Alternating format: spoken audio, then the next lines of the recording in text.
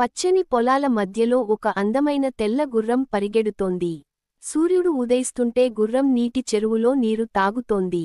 దాని యజమాని రాము ప్రేమగా దానిని ముద్దాడుతున్నాడు.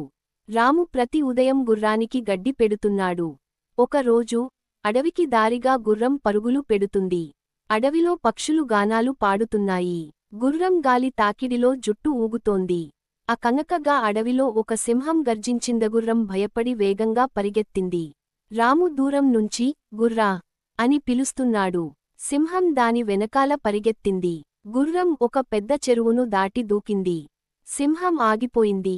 నీటిని భయపడింది. గుర్రం ఊపిరి పీలుస్తూ రామును వెతుకుతోంది. రాము దానిని చూసి సంతోషంగా పరుగెత్తుకొచ్చాడు. ఇద్దరూ కలుసుకుని ఆనందంగా ఆలింగనం చేసుకున్నారు.